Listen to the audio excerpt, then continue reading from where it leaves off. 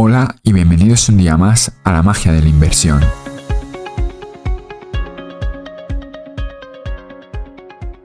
Estamos a 16 de abril y lo primero que quería hacer era disculparme, puesto que no he podido subir ningún podcast en el último mes y medio, casi 2 meses.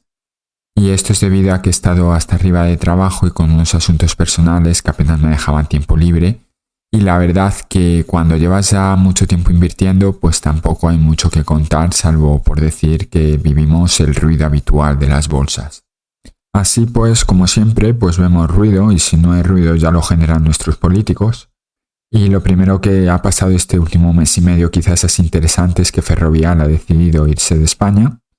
En principio por un tema de seguridad jurídica, decía, luego porque es más fácil cotizar en la bolsa de Estados Unidos. Y parece ser que la razón real es porque si está en un país que es más estable como Holanda, se puede financiar a tipos de interés más bajos. Y además se lleva un pequeño descuento de impuestos. Y RQR, los políticos, pues se han negado a esto porque es una empresa menos a las que pueden, digamos así, estrujar o sacarle la leche. Y claro, eso molesta, y molesta si además ataca a la gestión que estás haciendo. Esto es algo que también pasa pues con los ciudadanos, así estaba el caso de los famosos youtubers yéndose a Andorra, o de otras personas que son autónomos o tienen su pequeño negocio, o bueno, que lo que deciden es irse a lo mejor a Portugal, porque en Portugal se está mejor, o Andorra incluso, u otros países. Yo en mi caso personal, el mes que viene hará 5 años que ya no vivo en España, y la verdad que cuando miras las condiciones para intentar volver es un poco difícil y triste, porque cuando piensas en volver ves que la calidad de vida que vas a llevar a nivel económico, costes y demás va a ser peor que la que tengo ahora, las oportunidades van a ser peores, los impuestos van a ser más altos, entonces todo esto hace un poco la sensación de ¿para qué vas a volver?, ¿no? Y supongo que yo seré a lo mejor una de esas muchas personas que al final se va y no quiere que le sigan expropiando, pero bueno.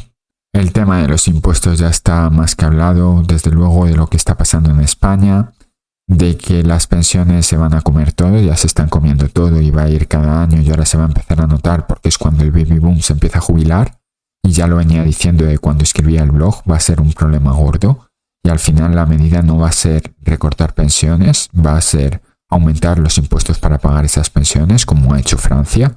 Y es lo que se empieza a ver que ya está pasando en España. Lo que viene siendo ordeñar a la vaca hasta que la matemos y luego Dios dirá que yo aquí solo estoy como mucho 4 años y lo que pase después no me importa. Y todo esto lo digo independientemente del partido político que esté en el poder. Ningún partido político va a reducir las pensiones o intentar recortar pensiones, intentar ajustarlas o hacer algo con ellas, porque nadie quiere matar a la gallina de los huevos de oro, que son los votantes, que son 10 millones de votantes que son pensionistas.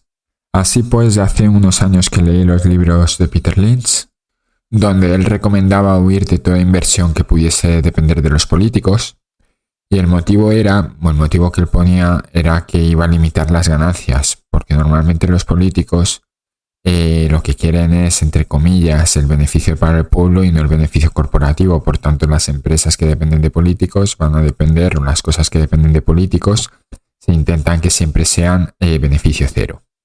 Podemos ver qué ha pasado con Red Eléctrica y Enagás, que son empresas que yo tuve en cartera y vendí ya en su día. Y uno de los motivos era que sus ingresos dependen de la normativa que pongan los políticos, y si ven que empiezan a ganar mucho, van a limitar esas ganancias. Y es más, si son empresas que se quieren expandir internacionalmente, el gobierno lo va a prohibir porque no quiere que asuman demasiados riesgos, porque en caso de quebrar podría crear un gran problema al Estado. Por tanto, aunque sean monopolios y puedan parecer negocios interesantes, yo prefiero alejarme de todo lo que dependa de políticos. Y esto lo podemos ligar con la nueva normativa que hay acerca de la vivienda que ha impuesto el gobierno en el mercado inmobiliario, limitando pues los alquileres que se pueden cobrar y haciendo que la inversión inmobiliaria en España pues sea todavía menos atractiva. Durante el último año y medio se había puesto muy de moda lo de invertir en pisos, pero claro, el problema de invertir en un piso es que también dependes prácticamente del gobierno. Te puedes subir los impuestos que cobra acerca de ello, que eso también lo podría hacer en una cartera si vives en el país, pero la diferencia entre una cartera de acciones y unos pisos es que la cartera de acciones Tú puedes coger, te vas a otro país y te la llevas contigo. El piso, te vas a otro país y el piso se queda ahí. No es algo que puedas llevarte, no es algo que hagas un clic y vendas como puede ser una cartera de acciones. Y esa pequeña ventaja para las carteras de acciones, pues en estos momentos se nota que es bastante importante poder huir del gobierno y poder proteger tu patrimonio de cualquier gobierno que aparezca.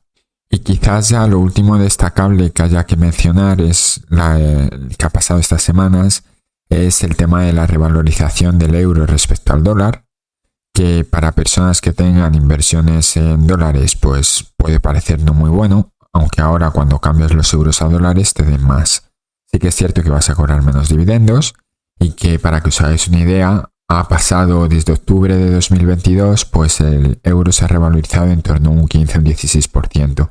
Es bastante. Imaginar que vuestra cartera tuviera un 15% más de rentabilidad. Yo ya lo comentaba el año pasado a los que tienen muchas empresas estadounidenses, como es mi caso, nos benefició muchísimo el cambio de moneda.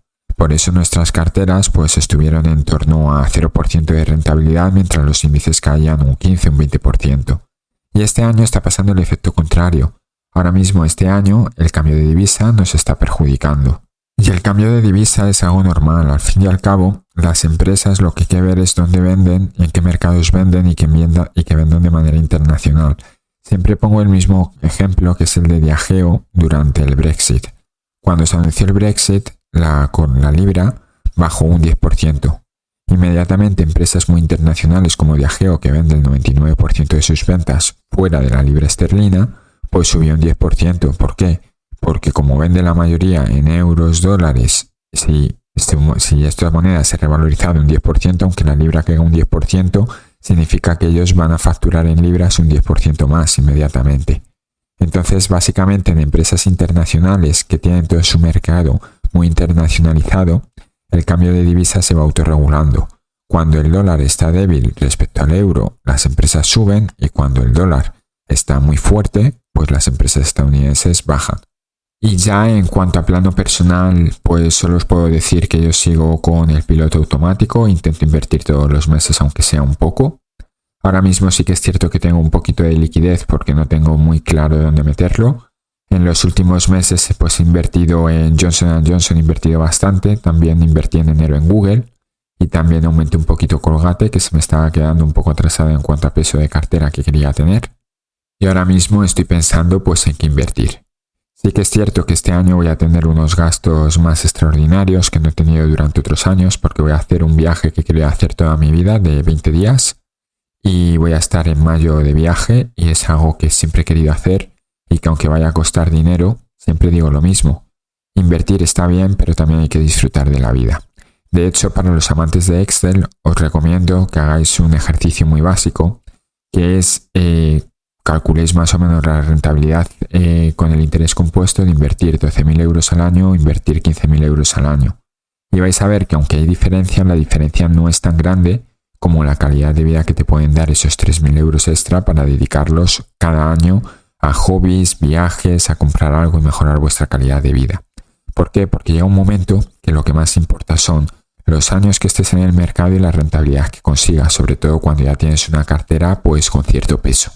En mi caso, esta semana ya he hecho 10 años como inversor. 10 años ya han pasado desde que empecé a invertir, a publicar en foros, etcétera, que el tiempo vuela. Y sí que es lo que os comento, que no digo que todo lo que haga yo es perfecto, ni mucho menos, tengo muchos errores en las espaldas, pero sí que os puedo decir que es sobre todo a los que empiezan que el interés compuesto se nota. Se nota mucho, se nota cuando cobras dividendos y los reinviertes, se nota también pues cuando ves la revalorización de tu cartera, tanto positivo como negativo. Y entonces, pues bueno, está ahí, y entiendo que según pasen los años, según pasen otros 10 años, en mi caso el interés compuesto será todavía más bestia. Y luego cada uno tiene su propio estilo de inversión. Hay gente que durante estos 10 años pues ha ido cambiando, ha ido pasando de dividendos a criptomonedas, a fondos indexados, a pisos o cosas por el estilo. Yo en mi caso sigo principalmente con dividendos crecientes. Siempre os digo lo mismo, fijaros en lo que la gente hace y no en lo que la gente dice. Mi cartera es prácticamente todo dividendos crecientes, de vez en cuando le voy mostrando. Sí que tengo empresas tipo Google que son más pues de crecimiento, pero lo que intento hacer es tener las mejores empresas del mundo y ya está. 100% renta variable. Y a pesar de que sea 100% renta variable, está basada en empresas muy sólidas, que hace que mi empresa sea poco volátil para ser renta variable y duerma muy bien.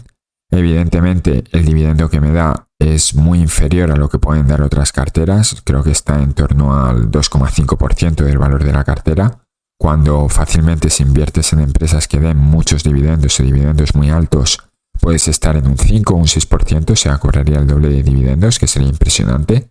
Pero yo me baso más en digámoslo así, en la sostenibilidad de ese dividendo y de que sea creciente. De nada me vale invertir en empresas que den un 7 o un 10% de dividendo si en 1, 2, 3 años lo van a cortar. Entonces prefiero estar invertido en empresas que a lo mejor dan menos dividendos o incluso no lo dan, pero a largo plazo sus beneficios van a ir aumentando, que al final es lo que importa, que los beneficios de las empresas aumenten. Y nada más, espero que os haya entretenido este podcast. De nuevo, perdón por el tiempo que ha habido sin podcast. Espero la semana que viene poder volver a grabar. Y ya os iré contando porque en mayo voy a estar un poco offline de todo, porque estaré en este viaje de 20 días. Y os voy leyendo en los comentarios. Y gracias a todos por los que os habéis preocupado. Hasta luego.